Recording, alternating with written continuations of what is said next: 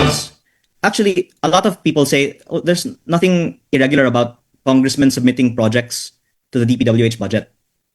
But I would just like to bring attention to the fact that it is denied that congressmen submit projects to the DPWH budget. Kaya nga po si Senator Ping Lacson ay nagbunyag na si Yusek Cabral ay nag-alok ng 500M insertion sa NEP, di ba? Dahil dapat galing lang sa DPWH ito ayon sa mga pahayag ng DPWH. Please allow me to play a few clips from the DPWH budget hearings. Is YouTube now being shown on my screen?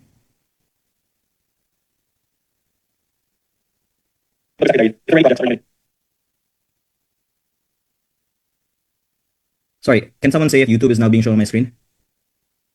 Yes, sir. Yes, sir. Yes, I believe nilabas po ni si Bryce Hernandez po. Now, because of that, just please indulge my curiosity. May I ask the good secretary if there were any projects that were nominated by any senator, and if yes, could we be provided a detailed report on this? According to our staff po, wala po silang alam na mayroong ganong mga proyekto. Okay, Mr. Chair, that's very... So, according to the staff, wala silang alam na may mga proyekto na ninonominate. Ito naman po, muli sa plenary discussions on the DPWH budget. DPWH mismo ang nag-submit nito ay for now, hindi mo matatawag na congressional insertion. Tama? Oo. Lahat po yan ay the President's budget. Tama po. Tama, Madam Speaker, Okay. hindi ito galing sa congressional mga congressman, kung hindi ito galing sa district office at mga regional offices ng Department of Public Works and Highways na napaloob sa RBPs. Hindi galing sa congressman, galing sa DPWH. Hindi man lang sinabi, galing sa DPWH with the input ng congressman. Hindi galing sa congressman. Sige, kaya nga, ito po yung tinatapa. In other words, this is an amended NEP. No? Kaya usually sa DBM terminology, nababasa ko po, the NEP is the President's budget. Tama po? Yes, of course, Tama. led by President's budget. Okay. Alright, so dito na po tayo sa susunod na issue, yung usapin po ng unprog. Okay. So, hindi daw galing sa congressman.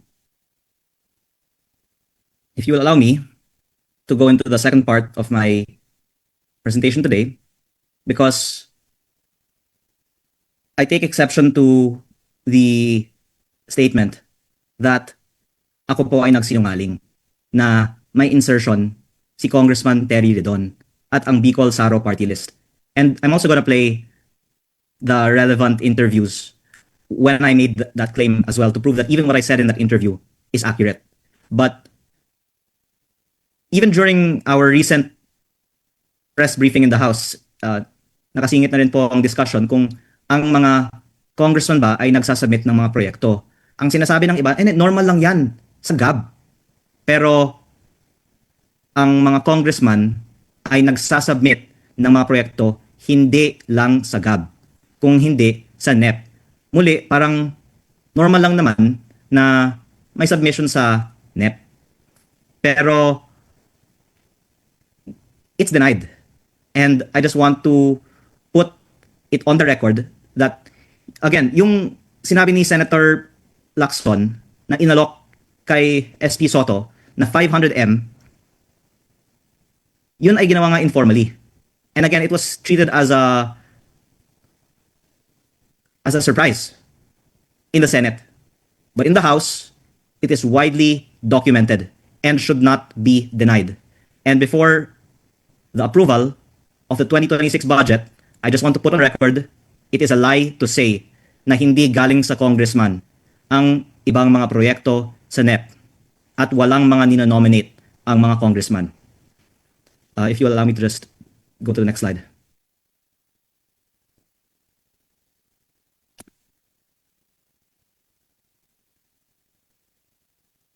I really beg pardon to my colleagues, but because of the statements of other members of Congress disputing that projects are submitted by congressmen into the NEP, and also in contradiction to the statements that were given on the two instances that I played from the YouTube video of the House, where there's a denial that congressmen submit projects into the NEP, this is a Viber group chat, June 10, before the NEP was submitted. Good afternoon, chiefs. Please be reminded of the submission of hard and soft projects for fiscal year 2026. Official email address for submission of regular BIP. appropriationscommittee.committee@house.gov.ph. 150M infra for district rep, 160M infra for party list rep, 30M soft for district and party list rep. Please email in Excel file and with attached e-signature. And on the right are the forms that are filled up. To a normal person, this is totally expected that people insert projects into the NEP. But, as I played a while ago, the claim is that hindi nagsasubmit ang congressman sa NEP. Kaya, gusto ko lang pong linawin, hindi ako sinungaling. Ang magsasabi na ang congressman ay hindi nag-i-insert ng project sa NEP pa lang bago pa ang GAB ang nagsisinungaling. Aminin na natin ang widely documented fact na bawat congressman ay pwedeng mag-insert ng 150 million pesos sa NEP. Ito po ay ibinibigay natin sa June at kasama sa lumalabas na NEP sa July. Ako po mismo ay nag-submit. Lumabas ang mga multipurpose buildings na para sa mga eskwelahan sa aking distrito. Ang mga ibang congressman, for example, na party list, ay nagsusulat. Minsan, hindi nagsusulat. Pero, nagsasubmit. At sa sarili kong distrito, meron din mga projects na lumabas sa NEP na in-insert ng ibang mga party list. Kasi, ang mga party list, minsan nga ay nagsusulat. Kaya alam kong tunay na ginawa ito, hindi lang sa ilan sa amin, kung hindi pati sa mga party list, kasi may mga party list din na nagsulat sa akin na ito po ang sinabit namin sa DPWH in June at yun ay lumabas at nasa NEP ng unang distrito ng Batangas. At base dito, pwede nating sabihin may at least 150 million pesos DPWH budget insertion para sa bawat congressman. At hindi lang po para sa mga district representatives. Not saying that hindi po dapat ito. Gusto ko lang pong linawin ang facts. Every party list representative can submit projects into the NEP. There are some maybe that don't. And if I'm not mistaken, if you're not part of the party list coalition, maybe you're not given because the allocations are submitted to the parties and it's the parties that submit them to the DPWH for the preparation of the NEP. But because may isang kasamahan ko sa Kongreso na nagsabi na nagsinungaling ako at may iba pang mga nagsabi na hindi sa GAB naman lumalabas, hindi sa NEP. I just want to set the record straight. According to this, hindi lang 150. Dagdag pala para sa party list. May 160 million pesos infra for party list rep na pwedeng ipasok sa DPWH NEP. May 160 million pesos infra per party list representative na pwedeng ipasok sa DPWH NEP. Does anyone have questions about this? Now, the relevance of this is, again, I would like to give credit to Congressman Toby Chanco for calling on the House to reveal the projects proposed by party list representatives. Again, there's nothing wrong with allowing party list representatives to propose projects, but why are we hiding them? And while we're at it, even the district representatives, because we know there's a 400 billion allocable budget out of the 1 trillion 2025 DPWH budget. And it's good to know what of that 1 trillion is from the district representative, what is from other proponents. And what the DPWH has said is they don't know who are some of the proponents. If I can play this video. Okay. Oh, sorry. Nakikinig po sa atin ang mga kasama natin sa majority, no? Kaya last na po ito, promise. Okay. Ano po ba? Ito ang tanong ngayon.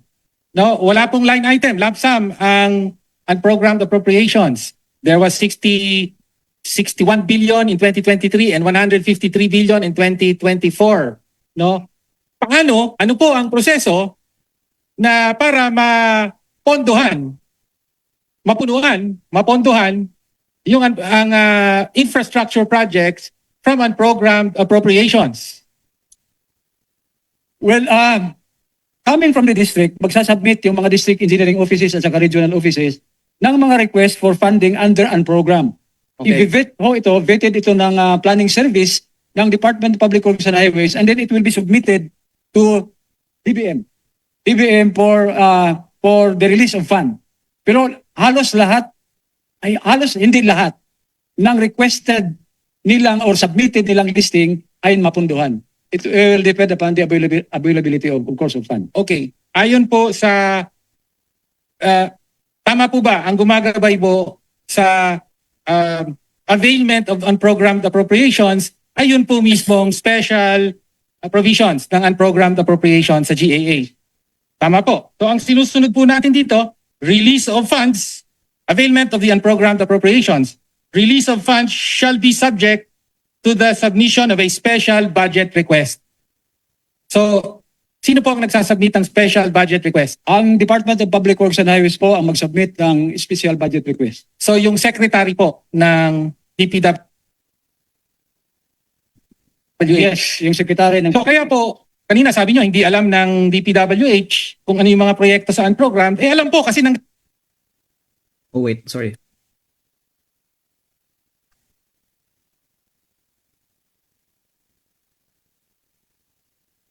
My apologies. I stay at 105. Pero useful din yung exchange na yun. tanong po sa ating sponsor ay sa inyong sistema ng tracking, Ito po. alam nyo ba kung sino ang proponent? No? At maaari bang isama ito sa transparency? No? I second the motion of Congressman Antonio Tino. Question, alam nyo ba kung sino ang proponent at maaari ba itong isama sa sistema ng transparency? Talaga malinaw at wala nang intriga. Kung ikaw ay nag-insert man, ikaw ang proponent, malinaw ang ownership, kumbaga, or accountability dun sa proyekto na yon. Definitely hindi alam, Madam Speaker, ng DPWH dahil after NEP na ho yan. So, Definitely hindi alam ng DPWH sino ang proponent kasi after NEP na lang ang mga proponent. Definitely hindi alam ng DPWH. dahil tapos na ang NEP, ang alam lang nilang mga projects ay yung nakasaad sa NEP. Kasi sila ang gumawa ng NEP. Sila ang gumawa ng Hindi NEP. po yata tama yung sagot na yon. Kasi po ngayon, last na po, dahil nakatingin po sa atin ang mga kasama natin sa majority. No? Kaya last na po ito, promise. Okay. Ano po ba? Itong tanong ngayon. No? Wala pong line item, lump sum ang unprogrammed appropriations. There was 61 billion in 2023 and 153 billion in 2024. No? Paano? Ano po ang proseso na para mapondohan yung Sorry, so that was already on the unprogrammed appropriations. But the key point from Antonio Tino's interpretation of the DPWH budget is he asked, alam ba ng DPWH ang mga proponents? Ang sagot, hindi kasi sagab lang yung proponent, wala sa NEP. So there's two falsehoods there, na yung proponent lang ay nasagab at wala daw sa NEP, and pangalawa, na hindi nila alam. I'm sorry that the public is impatiently waiting for more informations to be released on the proponents in the NEP. But I want to give the DPWH and USEC Claire Castro the chance to set the record straight before I prove that they have been lying. For them to say that there are no proponents in the NEP and they don't know who are the proponents in the NEP is a lie. I'm saying that on the record. And I don't want the 2026 budget to be ratified without setting the record straight that there are budget insertions in the NEP and that the DPWH knows who are the proponents, and if they don't want to release the proponents, they should explain why. And one data point is the list of Yusek Cabral, but the other data point is this group chat, and there are similar communications like this across the House of Representatives where 150M infra for district rep and 160M infra for party list rep is submitted. And lumalabas ang mga proposals na ito hindi sa GAB kung hindi sa NEP. At kung may ganitong datos ang House at ang DPWH, bakit hindi inilalabas kung ano yung 150 ng bawat miyembro? Ako yung 150 ko ilalabas ko. In fact, itapost ko naman sa Facebook lahat ng amendment ko para sa mga classroom, multipurpose building, pati water system, na ito po ang pangangailangan ng aking mga kadistrito. Ang gusto nga nila, mga proyektong ito, kaya binawasan ko pa ang roads, pati yung presyo ng mga roads sa aking distrito para madagdagan ang classroom and multipurpose building budget para sa aking distrito. Hindi ko tinatago. At may dokumento sa House na itong mga classrooms at multipurpose buildings ang aking request. Ang House, pati ang DPWH ay may datos sa request ng bawat isa at kung ano man ang lumalabas sa NEP na nanggaling sa kanila. Kaya ang punto ko lang po, huwag natin i-deny na may mga projects sa NEP na sinubmit ng mga congressman at kung itinatago natin, sana ipaliwanag bakit natin itinatago. Kasi karamihan naman ng mga proposals sa 150 or 160 na ito ay ginagamit sa mga magagandang, let's say, barangay requests. Yung mga maliliit na barangay projects, yung mga hindi madaling pagkakitaan, kumpara sa mga 150 million peso road or flood control project. Pero, ang isiniwalat ko po ay ang Bicol Saro Party List sa 2025 ay may insertion sa NEP na dalawang 75 million, total 150 million peso road project sa Pamplona at Pasacao, Camarines Sur na parehong na-award sa Bicol Gold Rock at 2% of the approved budget for contract na ang kumpanyang yun ay siya din ang contractor sa mahigit 40 billion pesos in projects in Bicol and also happens to be the top contractor in my district. Halimbawa lang po yun. Pero gusto kong malaman ng publiko sana ano yung 150M na sinubmit ng bawat miyembro ng Kongreso. Kung gusto ng DPWH maging transparent tayo sa 2026 budget, ilabas na lang nila. Tama, wag yung cherry pick. Ilabas na lang yung sinubmit ng mga projects ng bawat miyembro.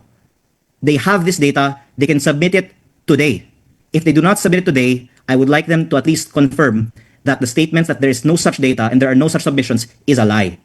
And I'm sorry if there are other members of Congress who don't want this disclosed, but there is 150 million at least for every member of Congress if they wish to submit.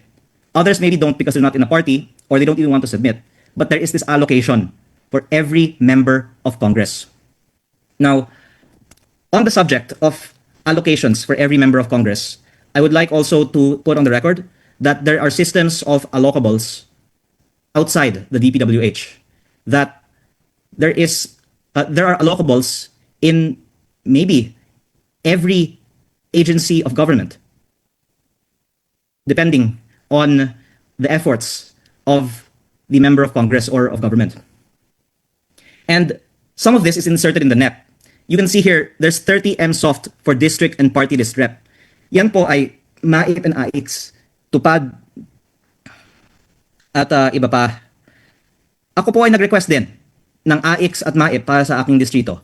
Kasi may mga ganitong alokasyon, kawawa naman ang mga kadistrito natin kung hindi natin ginagamit. Pero, ang hinihiling ko, huwag nating itago na may ganitong sistema of hard and soft pork per congressman. At bilang congressman, gusto kong malaman magkano ang alokasyon ng bawat isa.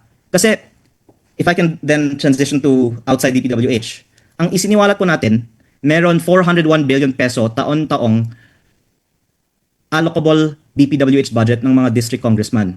Kung may 401 billion peso DPWH allocable, meron maaaring halos ganyang kalaki din na allocable sa iba-ibang mga ahensya ng gobyerno.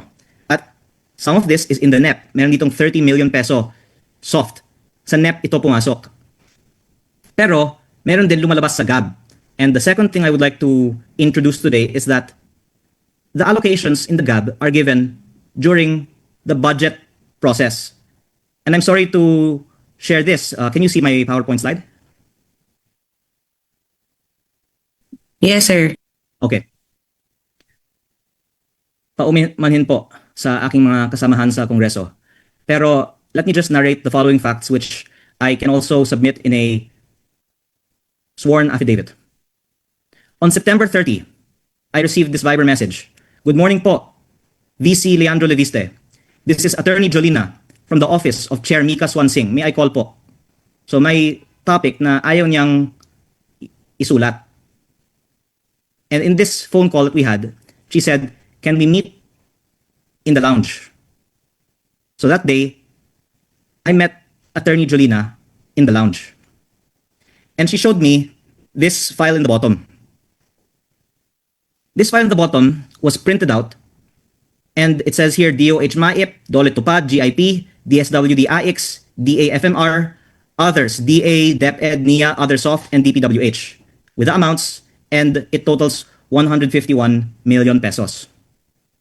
And the most important thing, I think, is the manner in which this was presented to me, that it was not put in writing what the purpose for the meeting was, and that I was asked to discuss this highly confidential matter in the lounge, and the following thing that Attorney Jolina told me that I can put in a sworn affidavit.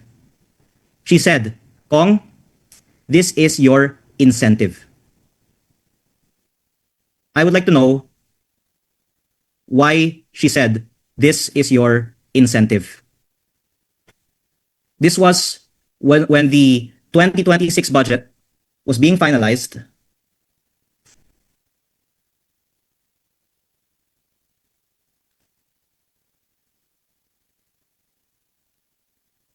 Sorry, hindi pala naka-project yung PowerPoint. Okay. Sorry, if I can reread this. Here's the Viber of Attorney Jolina. September 30, 2025. Good morning po, VC Leandro Leviste. This is Attorney Jolina from the office of Chair Mika Swansing. May I call po? And she said, can we meet in the lounge? And didn't say precisely for what. And she showed me this printout listing MAIP, TUPAD, AIX, FMR, DA, DepEd, NIA, Other Soft, DPWH, totaling 151 million pesos, with a form on the right side of what I wanted to avail of. And she said, this is your incentive. So again, I want to ask, what did she mean by this is your incentive? And why is this being given to members of Congress right before the October approval of the 2026 budget? Is it my incentive to vote for the budget? Because the assistance for my constituents is conditional on my approving the budget in toto? And out of transparency, I want to know how this is being allocated. And what is the incentive of every member of Congress? Because, please excuse that a lot of information circulates in the House, but on the top right is the incentive of another member of Congress, 250 million. And you can see the MAIP, TUPAD, AIX, FMR, others, and DPWH. And maybe there are others that have bigger amounts. I'm not complaining that our amounts differ. But I think the public deserves to know what is the system of incentives. Now, I'll say the reason why the message to me was sent was VC Leandro Leviste. This is my incentive also, given my position as a vice chair of APRO. By the way, there are other benefits being given to vice chairs of APRO. And there are other incentives being given to people who are maybe a senior member of Congress. Among the vice chairs of APRO, it's not all the same incentive. And because this is public money, I want to know what is the total allocation of every member of Congress for MAIP, TUPAD, AIX, FMR, classrooms, and other allocables. Before, there was no discussion on the allocables in the DPWH budget. Now, there is. but there should also be disclosure on the allocation of MAIP, TUPAD, AIX, FMR. There's even a new presidential assistance for farmers and fisherfolk where 10 billion pesos will be given for around 1.4 million farmers at 7,000 pesos each. I want to know how much of that's going to be allocated to each district. And is it based on need? Or is it based on what Attorney Jolina told me, as I will put in a sworn statement, that this is my incentive? Secondly, there are other incentives given to members of Congress that coincide with the approval of the budget on second reading and third reading in October, and the approval of the BICAM ratification coinciding also with Christmas. But I wanted to discuss a much more financially significant figure that deserves to be disclosed to the Filipino people before the approval of the 2026 budget. The House of Representatives increased the internal budget of the House of Representatives from 17.7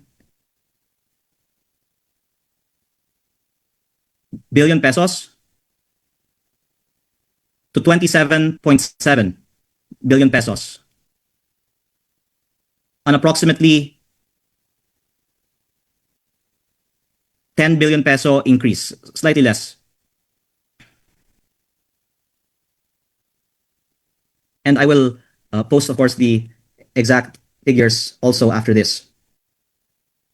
I'm not saying that the House of Representatives' budget, from the NEP to the GAB, should not be increased by almost 10 billion pesos. But this is the important point.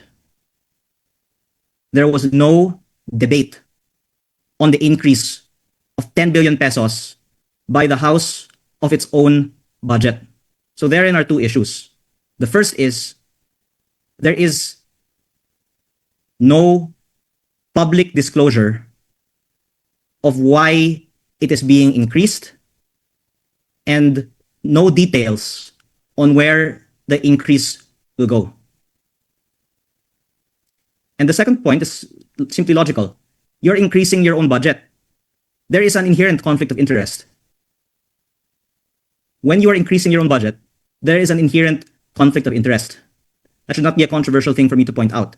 All the more, there should be public disclosure on where it will go, and there should be an even higher burden of proof that this almost 10 billion peso increase is needed. Who will be the check and balance if we are approving and increasing our own budget? We're not even approving what the executive submitted in the NEP. We are increasing it.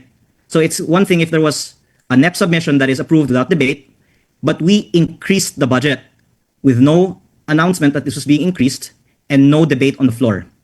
Other agencies with smaller amounts need to go through debate. This was not debated. It was just increased. Why was there an increase of 10 billion pesos with no debate on the floor and no opportunity for any member of Congress to ask where this 10 billion pesos will go? It happens that the majority of this increase goes into MOOE, or maintenance and other operating expenses, which we can see here in the NEP on the left is approximately 10.7 billion pesos. And then on the bottom right, the GAB is approximately 18.5 billion pesos. So you have an almost 8 billion peso increase in MOOE. And I have asked and I have not yet been given a breakdown of where what will be the 18.578 billion peso MOOE budget of the House of Representatives will go. I am still doing research on where this MOOE of the House has always gone. So because I've already covered a lot, maybe you will allow me to save my findings for another day. And I'm not saying it's wrong, but I'm saying the process is wrong. We increased our budget by almost 10 billion, of which almost 8 billion was in MOOE. And there is no debate or explanation on where this almost 8 billion pesos increase in MOOE will go. The executive set the budget at this amount, supposedly because it was already sufficient. And yet, we increased it to be above what the executive said was sufficient. So where will this almost 8 billion peso increase in MOOE go? I will put it in terms that can be well understood by the Filipino people. If there are 318 members of Congress and we increase our budget by almost 10 billion pesos,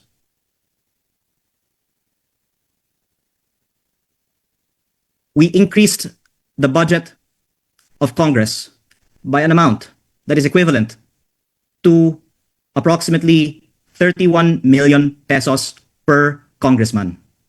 This is not like increasing the DPWH budget, where the official response is that the budget goes into DPWH projects, and there is no prima facie evidence that members of Congress have any benefit on this budget. There is no prima facie evidence that members of Congress benefit from the DPWH budget. But the budget of Congress for MOOE goes to members of Congress. And perhaps not equally. Because if you do the numbers, if there's a 10 billion peso increase for a 318 member body, that is approximately the House increased its budget by 31 million pesos per congressman, above the level of what the executive proposed, and there was no debate, and there is naturally a conflict of interest, so there should be even more debate on this. And no one is asking where the 31 million pesos per congressman will go. I have said that I have not received, I have not taken, I have not collected neither my salary nor my office budget. When I say I do not collect my office budget, I'm referring to my MOOE, because I have reservations with the MOOE of the House in general that I will save for another time. But I will just leave that question for the public to ask Congress to explain. I think the public wants to know. Itinaas ng Kongreso ang sariling budget ng 10 billion pesos, katumbas ng 31 million pesos kada congressman na walang debate. Saan napupunta ang 31 million pesos per congressman budget increase ng House sa 2026 budget? Sana bago maaprubahan ang 2026 budget, magbibigay ang Kongreso ng paliwanag. Una, saan mapupunta ang 10 billion pesos na katumbas ng 31 million pesos kada congressman? At bakit hindi ito pa ipinaliwanag sa taong bayan? And I can say this because I have not collected my MOOE. And I wish that other members of Congress will also express this point, that it should at least be discussed. Even if they collect their own MOOE, they should be free to question it. But I mentioned this at the same breath that I talk about my experience being shown a piece of paper by Attorney Julina of my incentive a week before budget approval. Because I'm sorry to draw the conclusion, but maybe the 31 million peso increase per congressman is part of the incentive to approve the budget. And now, another time we'll discuss our findings of where it goes. So, to end this then, and to connect it back to our theme for today, which is allocables, there's 400 billion pesos of DPWH allocables. There's, as we can see here, also a lot of non-DPWH allocables.